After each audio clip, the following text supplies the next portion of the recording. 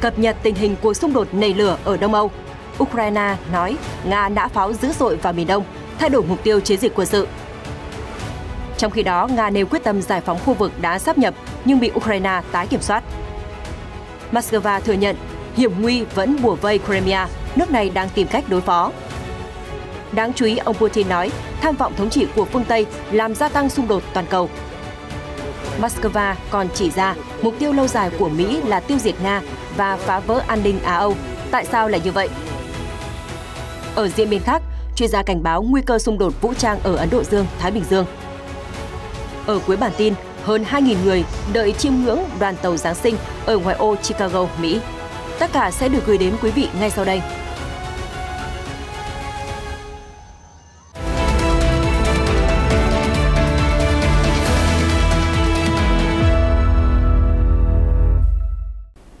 Chào mừng quý vị đến với chương trình tin quốc tế. Mở đầu bản tin, mời quý vị cùng cập nhật những diễn biến đáng chú ý liên quan đến cuộc xung đột ở Đông Âu.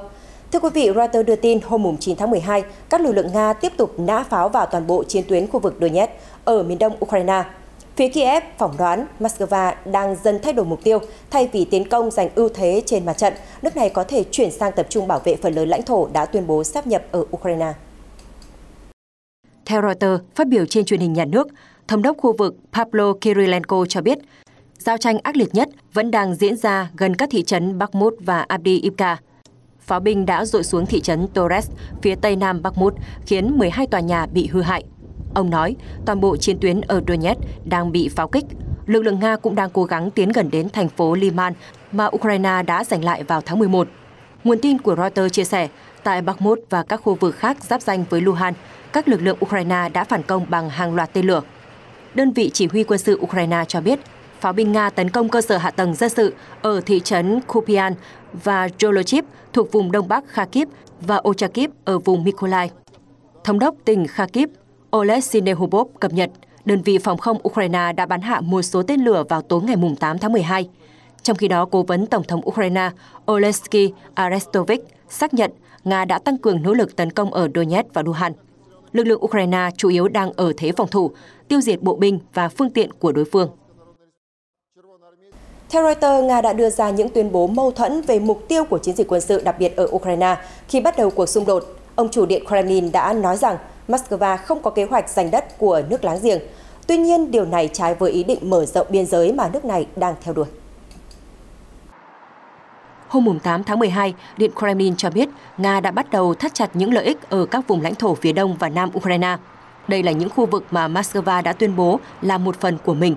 Điểm khác đáng chú ý là dường như Nga đã từ bỏ việc giành thêm các vùng lãnh thổ ở phía Tây và Đông Bắc mà Ukraine đã tái kiểm soát. Hồi tháng 10, Nga đã tuyên bố sáp nhập 4 tỉnh ở Ukraine và gọi đây là lãnh thổ mới sau các cuộc trưng cầu dân ý mà Ukraine và phương Tây cũng như các nước thành viên Liên Hợp Quốc cho là bất hợp pháp. Nga đã nhiều lần tuyên bố muốn kiểm soát hoàn toàn Donetsk và Luhansk. Tuy nhiên, nước này chưa nêu rõ ý định sáp nhập bao nhiêu phần của vùng Zaporizhia và Kherson.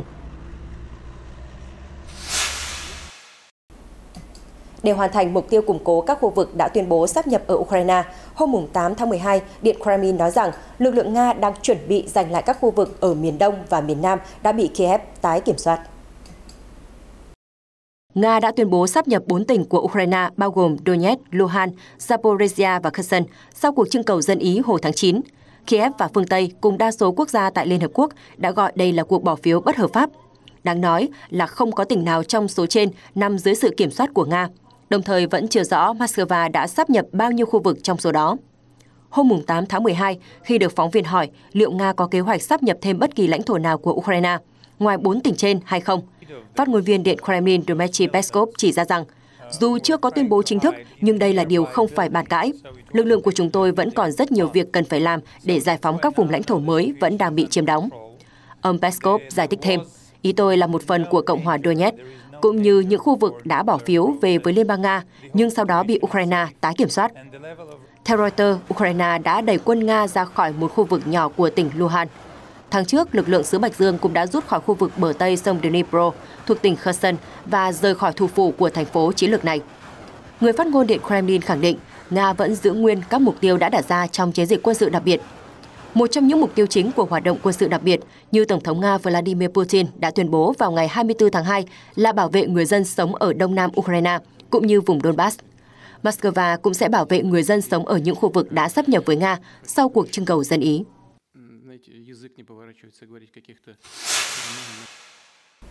Sky News dẫn lời giáo sư Michael Clark, nhà phân tích an ninh và quốc phòng Anh nhận định, tình hình giao tranh ở khu vực Bakhmut, miền đông Ukraine đã có một số biến chuyển đáng kể. Nga được cho là cố gắng kiểm soát Bakhmut từ phía đông và phía bắc.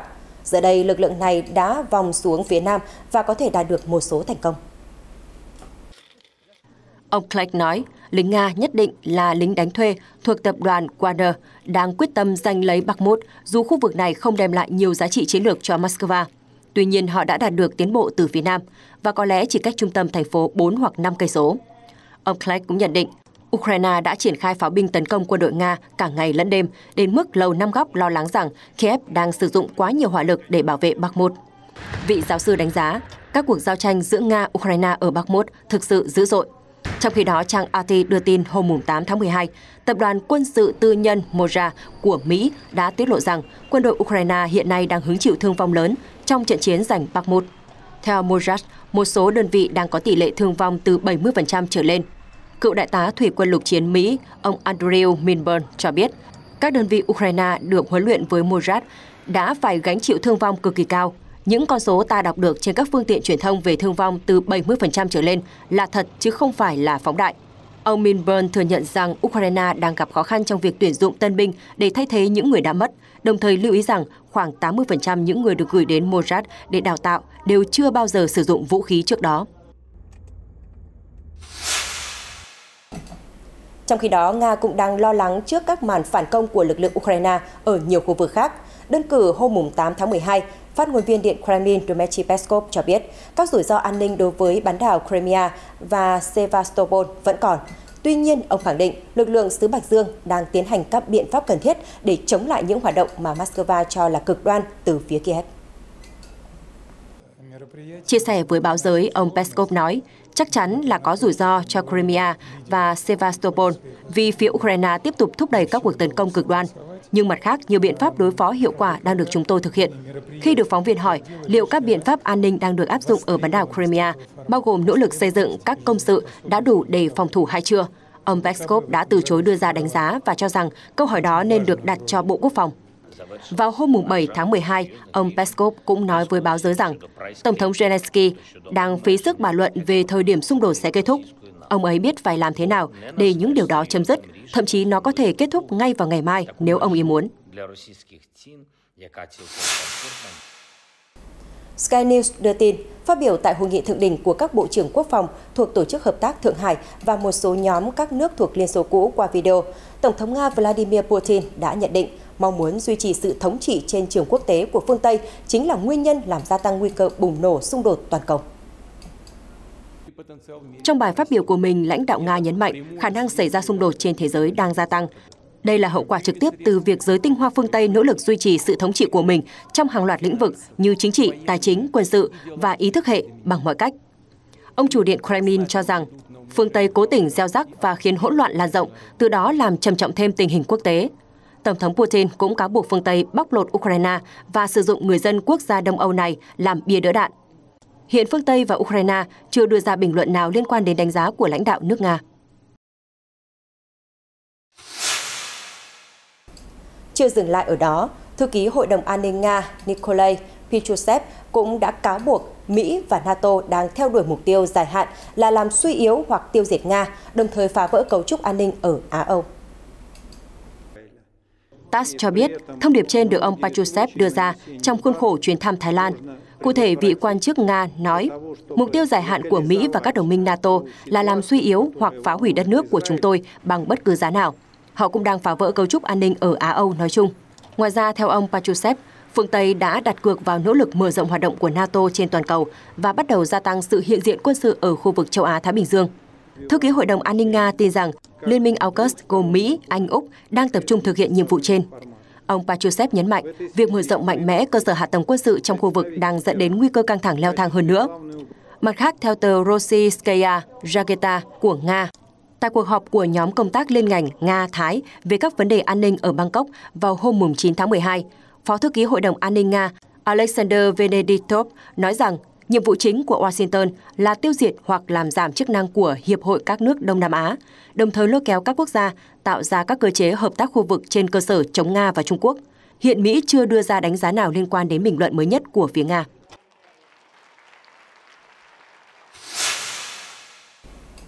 Thêm một động thái mới từ phía Mỹ có thể khiến Nga đau đầu. Hôm 8 tháng 12, Hạ viện Mỹ cũng đã ủng hộ đạo luật mở đường để Hoa Kỳ chi khoản ngân sách quốc phòng ở mức kỷ lục là 858 tỷ đô la Mỹ vào năm tới. Con số này cao hơn 45 tỷ đô la Mỹ so với đề xuất của Tổng thống Joe Biden. Hạ viện Mỹ đã thông qua đạo luật ủy quyền quốc phòng, hay còn gọi là NDAA, với tỷ lệ 350 phiếu thuận và 80 phiếu chống, vượt xa tỷ lệ đa số 2/3 cần thiết. Được biết, NDAA là dự luật cần được thông qua hàng năm để cấp ngân sách cho Lầu Năm Góc. Đạo luật ủy quyền quốc phòng cho năm tài khóa 2023 cho phép phân bổ khoản chi cho quân sự lên đến 858 tỷ đô la Mỹ. Số tiền này được dùng cho khoản tăng lương 4,6% cho quân đội, mua vũ khí, tàu và máy bay. Bên cạnh đó, nó cũng được dùng để hỗ trợ đảo Đài Loan đối phó với Trung Quốc, cũng như yểm trợ Ukraine chống lại Nga. Cụ thể, dự luật trên quy định cấp cho Ukraine ít nhất 800 triệu đô la Mỹ hỗ trợ an ninh bổ sung vào năm tới. Nó cũng bao gồm một loạt điều khoản giúp đảo Đài Loan phòng thủ trước những căng thẳng với Trung Quốc. Đồng thời, NDAA cũng cho phép Mỹ triển khai nhiều nguồn quỹ hơn để phát triển vũ khí mới và mua các hệ thống khí tải bao gồm tiêm kích F-35 của Lockheed Martin Corp, LMTN và tàu do General Dynamics GDN sản xuất. Dự luật năm nay được đưa ra sau nhiều tháng các đảng viên Dân Chủ và Cộng hòa tại Hạ viện và Thượng viện đàm phán với nhau. Đáng chú ý, dự luật NDAA bao gồm một điều khoản được nhiều đảng viên Cộng hòa đề xuất là yêu cầu Bộ trưởng Bộ Quốc phòng hủy bỏ quy định buộc lực lượng vũ trang tiêm vaccine phòng COVID-19. Thượng viện dự kiến sẽ thông qua NDAA vào tuần tới và gửi tới Nhà Trắng để Tổng thống Joe Biden ký thành luật. Tuy nhiên, NDAA không phải là quyết định cuối cùng về chi tiêu. Các dự luật ủy quyền tạo ra các chương trình, nhưng Quốc hội phải thông qua các dự luật để trao cho chính phủ quyền hợp pháp để chi tiêu tiền liên bang. Hiện các chính sách trong Quốc hội Mỹ vẫn chưa đồng ý về dự luật phân bổ ngân sách cho năm tới. Trong khi đó, Reuters dẫn lời hai nhà ngoại giao EU cho biết các quốc gia thuộc Liên minh châu Âu sẽ bổ sung thêm 2 tỷ euro vào nguồn quỹ được sử dụng để hỗ trợ quân sự cho Ukraine. Theo các nguồn tin của Reuters, các ngoại trưởng của EU sẽ quyết định bổ sung nguồn quỹ hòa bình châu Âu EPF tại một cuộc họp ở Brussels diễn ra hôm 12 tháng 12.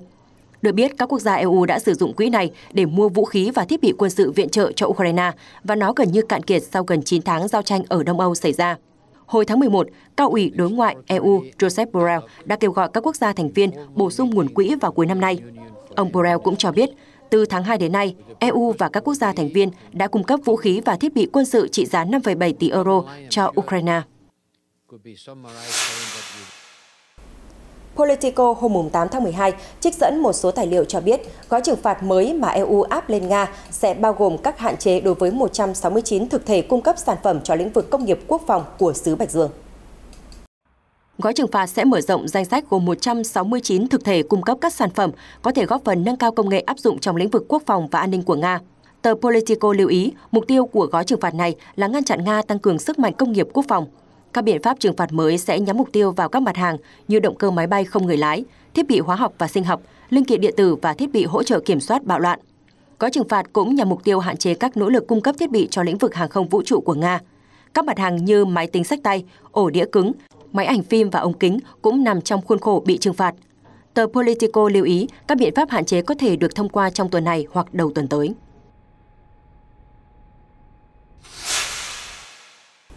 Ở một diễn biến khác, theo thông tin được tạp chí Point của Pháp công bố hôm 8 tháng 12, tập đoàn điện lực nước này EDF đã mua ít nhất 153 tấn uranium làm dầu từ các nhà cung cấp Nga trong năm 2022. Tổng cộng từ đầu năm đến nay, EDF đã mua 7.000 tấn quặng uranium cho các nhà máy điện hạt nhân của mình. Các nguồn cung cấp quặng thô chủ yếu đến từ Nga, Kazakhstan, Canada, Niger và Uzbekistan, trong đó Nga đã cung cấp ít nhất 153 tấn trong số này. Sau đó, theo các hợp đồng dài hạn được ký kết với tập đoàn hạt nhân Nga, công ty Rosatom của Pháp đã gửi một phần quặng uranium thô để làm dầu tại Nga. Uranium sau khi được làm dầu được trả lại cho Pháp, nơi nó được sử dụng dùng làm nhiên liệu cho các nhà máy điện hạt nhân. Theo nguồn tin của tạp chí, sản lượng từ Nga chiếm 15% nhu cầu của EDF. Tuy nhiên, tờ Le Monde lại khẳng định Pháp không phụ thuộc vào nguồn cung cấp nhiên liệu của Nga cho các nhà máy điện hạt nhân của mình.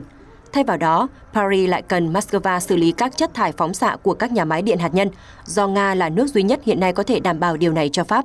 Do lo ngại rắc rối liên quan đến các lệnh trừng phạt Nga, Tập đoàn Công nghệ Hạt nhân Orano của Pháp đã đảm bảo rằng lô uranium cuối cùng đã được gửi đến Nga vào tháng 10 năm nay và tập đoàn không có kế hoạch ký kết hợp đồng mới. Theo các nguồn tin, Pháp hiện đã tích lũy đủ nhiên liệu để đảm bảo hoạt động của các lò phản ứng trong một thập kỷ. Tuy nhiên, do ngành công nghiệp hạt nhân không bị ảnh hưởng bởi lệnh trừng phạt, nên tập đoàn Pháp không thể đơn phương chấm dứt các hợp đồng đã ký với các nhà thầu Nga. Chuyển sang các tin tức đáng chú ý khác, Sky News hôm 9 tháng 12 đăng bài xã luận dẫn phân tích của chuyên gia cho thấy nguy cơ xảy ra tính toán sai lầm giữa tàu chiến phương Tây và Trung Quốc ở miền Đông đang ở mức cao nhất từ trước đến nay. Nhận định trên được đưa ra giữa bối cảnh thời gian qua nhiều tàu hải quân nước ngoài đi qua khu vực mà các nước cho là vùng biển quốc tế gần lãnh thổ Trung Quốc. Theo Sky News, nếu có bất cứ hiểu lầm nào, diễn biến trên có thể khiến Hải quân Trung Quốc khai hỏa cảnh báo. Theo Sky News, Trung Quốc lần đầu tiên trang bị cho hạm đội tàu ngầm chạy bằng năng lượng hạt nhân của mình tên lửa JL-3, được cho là có tầm bắn lên tới 10.000 km, đủ để tấn công Mỹ. Washington đã xem các hành động của Bắc Kinh trong khu vực là động thái thách thức nghiêm trọng và toàn diện nhất đối với an ninh của Mỹ. Trong chiến lược quốc phòng mới nhất được công bố vào đầu tháng 11, Bộ Quốc phòng Mỹ đã cáo buộc Trung Quốc nỗ lực tái cấu trúc khu vực Ấn Độ Dương-Thái Bình Dương, cũng như hệ thống quốc tế theo hướng phù hợp với lợi ích của mình. Bắc Kinh đã bác bỏ các báo cáo của Washington và cho rằng Mỹ đang bôi nhọ nỗ lực phát triển quân sự bình thường của nước này. Theo Bưu điện Hoa Nam buổi sáng, phát ngôn viên Bộ Quốc phòng Trung Quốc Đàm Khắc Phi đã nói, thách thức thực sự đối với hệ thống an ninh khu vực và quốc tế là các quốc gia đặt lợi ích của mình lên trên nước khác, đồng thời nỗ lực kết bè kéo cánh để tạo sức răn đe tổng hợp ở châu Á-Thái Bình Dương. Ông nói thêm, quân đội hùng mạnh của Trung Quốc là một lực lượng cần thiết để duy trì hòa bình, ổn định của khu vực cũng như thế giới. Ông Jiwan Ramat, nhà phân tích quốc phòng của cơ quan tình báo Janet, cảnh báo, nguy cơ xung đột vũ trang đang đứng ở mức cao nhất từ trước đến nay. Ông nói, tôi nghĩ rằng các cường quốc phương Tây và các quốc gia NATO đang ngày càng lo ngại về các hoạt động của Trung Quốc ở Ấn Độ Dương, Thái Bình Dương. Chia sẻ với Sky News, ông Ramat nói rằng, ngày càng có nhiều quốc gia phương Tây triển khai lực lượng hải quân đến Biển Đông, bao gồm Canada, Đức, Pháp và Úc. Điều này đang làm gia tăng căng thẳng. Vị chuyên gia nhận định, những động thái trên đã biến khu vực thành một lò lửa. Có khả năng rất cao, hải quân của các nước trên có thể tính toán sai lầm. Đó là lý do chúng tôi đang theo dõi rất chặt chẽ tình hình. Khi Trung Quốc phát triển quân sự mạnh mẽ, sẽ ngày càng có nhiều lực lượng hải quân các nước hiện diện ở khu vực, khả năng xảy ra tính toán sai lầm cũng sẽ tăng lên hàng năm. Khi được hỏi liệu nguy cơ tính toán sai lầm này có phải là cao nhất từ trước đến nay hay không, ông Ramat trả lời là có. Vị chuyên gia lưu ý, các tên lửa tầm xa JL-3 được trang bị một số tàu ngầm của Trung Quốc có thể được phóng từ dưới nước, khiến diễn biến an ninh thế giới trở nên phức tạp hơn. Ông Ramat phân tích, tàu ngầm vốn khó phát hiện khi không thể phát hiện ra điểm phóng, khả năng tính toán điểm va chạm và biện pháp phòng thủ sẽ khó khăn hơn rất nhiều. Vị chuyên gia đánh giá, diễn biến trên hé lộ một sự thay đổi thế trận và chuyển đổi tư duy tác chiến của Hải quân Trung Quốc. Quan hệ giữa Mỹ và Trung Quốc tiếp tục căng như dây đàn. Hãng tin Sputnik News cho biết, phát ngôn viên Bộ Quốc phòng Trung Quốc Đàm Khắc Phi cho rằng Washington đang khiến tình hình tại đảo Đài Loan thêm căng thẳng khi nước này liên tục vi phạm nguyên tắc một Trung Quốc bằng cách bán vũ khí và cử các quan chức đến hòn đảo này. Được biết, vào đầu tuần, Mỹ đã phê duyệt thương vụ bán các bộ phận và thiết bị máy bay trị giá 330 triệu đô la Mỹ cho Đài Loan, sau khi hòn đảo yêu cầu cung cấp thêm thiết bị cho máy bay chiến đấu F-16, C-130 và các máy bay khác. Trong tuyên bố được Bộ Quốc phòng Trung Quốc trích dẫn hôm 8 tháng 12, ông Đàm cho rằng, trong những năm gần đây, một mặt Mỹ đưa ra các cam kết nghiêm túc với Trung Quốc về vấn đề Đài Loan. Mặt khác, nước này lại làm xói mòn nguyên tắc một Trung Quốc bằng cách tiếp tục bán vũ khí và đưa ra các dự luật tiêu cực liên quan đến Đài Loan. Chưa hết, Washington cũng cử các quan chức cấp cao đến thăm hòn đảo này, làm trầm trọng thêm căng thẳng trên eo biển Đài Loan. Phát ngôn viên Bộ Quốc phòng Trung Quốc kêu gọi Mỹ tôn trọng lợi ích và các mối quan tâm chính của Trung Quốc trong khu vực. Nếu không, Hoa Kỳ sẽ làm leo thang căng thẳng giữa hai nước và tạo ra mồi lửa chống lại chính nước này. Trước đó cùng ngày, Bộ Ngoại giao Trung Quốc cũng lên án quyết định của Bộ Ngoại giao Mỹ khi phê duyệt bán các bộ phận và thiết bị máy bay trị giá hàng trăm triệu đô la cho hòn đảo Đài Loan. Bộ Ngoại giao Trung Quốc cho rằng hành động nói trên sẽ gửi một tín hiệu sai đến lực lượng ly khai đòi độc lập của Đài Loan. Trung Quốc đã tuyên bố chủ quyền đối với vùng lãnh thổ Đài Loan và luôn khẳng định sẽ sớm đưa hòn đảo về với đất mẹ, không loại trừ khả năng dùng đến vũ lực. Thưa quý vị và các bạn, trong thông báo mới đây, Nhật Bản, Anh và Ý tuyên bố sẽ hợp tác để sản xuất máy bay chiến đấu, giữa lúc các quốc gia này muốn đạt được bước đột phá trong quan hệ đối tác trải dài từ Á sang Âu. Theo hãng tin Reuters, trong thông báo vào ngày 9 tháng 12, ba quốc gia nói trên đã công bố chương trình hợp tác với khẳng định Nhật Bản, Anh, Ý cam kết duy trì trật tự quốc tế cởi mở, tự do và dựa trên luật lệ. Đây là thời điểm quan trọng hơn bao giờ hết khi các mối đe dọa an ninh ngày càng gia tăng. Thông báo cho biết, chương trình máy bay chiến đấu toàn cầu có mục đích tạo ra một máy bay được trang bị kỹ thuật số hiện đại vào năm 2035. Nó được kỳ vọng có thể đối phó với vũ khí nguy hiểm là AI và các cuộc chiến tranh mạng. Được biết, chương trình là sự kết hợp giữa dự án hệ thống máy bay chiến đấu tương lai của Anh, còn gọi là Tempest, với chương trình FX của Nhật Bản. Theo Bộ Quốc phòng Nhật Bản, các công ty BAE Systems PLC của Anh, Mitsubishi Heavy Industry của Nhật Bản và Leonardo của Ý sẽ chịu trách nhiệm thiết kế máy bay. Nhà sản xuất tên lửa châu Âu, MBDA, Mitsubishi, Rolls-Royce và hai công ty khác sẽ chế tạo động cơ. Bộ Quốc phòng Anh cho biết các quốc gia khác cũng có thể tham gia dự án này. Đối với Anh, máy bay chiến đấu mới sẽ thay thế tiêm kích Typhoon và yểm trợ cho phi đội F-35 Lightning của nước này. Nó cũng tương thích với máy bay chiến đấu của các đối tác thuộc Liên minh NATO. Mặc dù vậy, ba quốc gia vẫn chưa thảo luận chi tiết về cách tiến hành dự án, bao gồm phân chia trách nhiệm và địa điểm sản xuất. Bên cạnh đó, nguồn tin Reuters cho biết Anh cũng muốn Nhật Bản cải thiện quy trình cung cấp giấy phép an ninh cho các nhà thầu quốc phòng nước ngoài. Thưa quý vị, tác động từ thiên nhiên và con người đã đẩy nhiều loài động vật đến bờ vực diệt chủng. Úc vừa công bố một điều luật đáng chú ý, thúc đẩy chính phủ có những hành động quyết liệt hơn để bảo vệ môi trường. Theo hãng tin Reuters, Bộ trưởng Môi trường Úc Tania Plibersek hôm 8 tháng 12 cho biết nước này sẽ sửa đổi luật môi trường và thành lập một cơ quan bảo vệ thiên nhiên mới, có quyền phê duyệt việc phát triển các dự án. Được biết, chính phủ Úc phải tiến hành điều chỉnh chính sách khi một đánh giá độc lập 2 năm trước chỉ ra luật môi trường của Úc đã lỗi thời và cần phải được cải cách cơ bản. Theo điều luật mới, cơ quan bảo vệ môi trường EPA sẽ hoạt động độc lập và chịu trách nhiệm về tất cả các đánh giá cũng như quyết định về dự án. Tuy nhiên, Bộ trưởng Môi trường Liên bang sẽ giữ quyền xem xét các phê duyệt của EPA. Trong bài phát biểu, Bộ trưởng Môi trường Úc cho rằng thời gian xét duyệt hiện tại của các dự án quá lâu. Những thay đổi được đề xuất sẽ góp phần cắt giảm thủ tục hành chính rườm rà và hợp lý hóa quy trình đánh giá dự án. Bên cạnh đó, EPA sẽ giữ vai trò đưa ra các quyết định cương quyết hơn để đảo ngược tình trạng suy thoái môi trường tại Úc. Theo báo cáo vào tháng 7 của chính phủ, châu Đại Dương là nơi mất nhiều loài động vật có vú hơn bất kỳ lục địa nào khác. Úc cũng là một trong những quốc gia có tỷ lệ suy giảm các loài động vật nhiều nhất do thời tiết khắc nghiệt và sự xâm lấn của con người.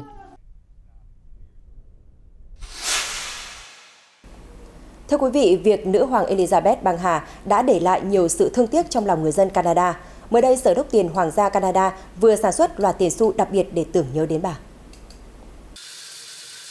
Theo hãng tin Reuters, Sở đúc tiền Hoàng gia Canada đã sản xuất những đồng tiền xu mệnh giá $2 Canada đặc biệt để tưởng nhớ nữ hoàng Elizabeth, khiến các nhà sưu tập tranh nhau sở hữu những đồng tiền xu và tờ tiền quý hiếm có hình chân dung của cố nữ hoàng.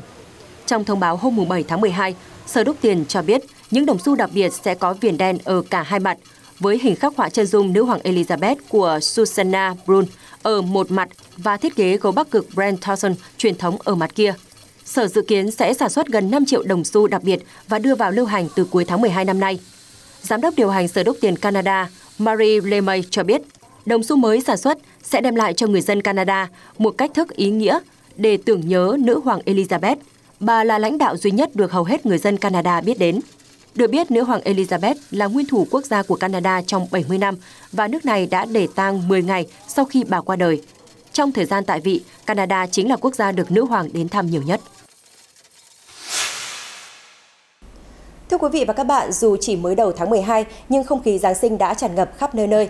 Reuters đưa tin vào đêm ngày 8 tháng 12, một đám đông gần 2.000 người đã chờ đợi chiêm ngưỡng đoàn tàu Giáng sinh nổi tiếng ở Illinois, ngoại ô Chicago, Mỹ, bất chấp thời tiết mùa đông buốt giá. Cậu bé Ethan Joseph, 7 tuổi, hào hứng chia sẻ, con thực sự xúc động và đã nghĩ là ôi Chúa ơi, cuối cùng điều tuyệt vời đó đã đến. Joseph là một trong số nhiều trẻ em có mặt đợi đoàn tàu được trang trí lung linh với hình ảnh ông già Noel, yêu tinh và cả những biểu tượng khác trong mùa Giáng sinh. Đơn vị tổ chức cho biết, đoàn tàu Giáng sinh đã đi khắp các vùng của Canada và Hoa Kỳ để lan tỏa không khí rộn ràng cuối năm, đồng thời gây quỹ cho ngân hàng thực phẩm của địa phương mà tàu dừng lại. Sự kiện hôm 8 tháng 12 đóng góp 7.500 đô la Mỹ cho ngân hàng thực phẩm của Bắc Illinois. Tin tức vừa rồi đã kết thúc chương trình ngày hôm nay. Cảm ơn quý vị đã quan tâm theo dõi. Xin kính chào và hẹn gặp lại.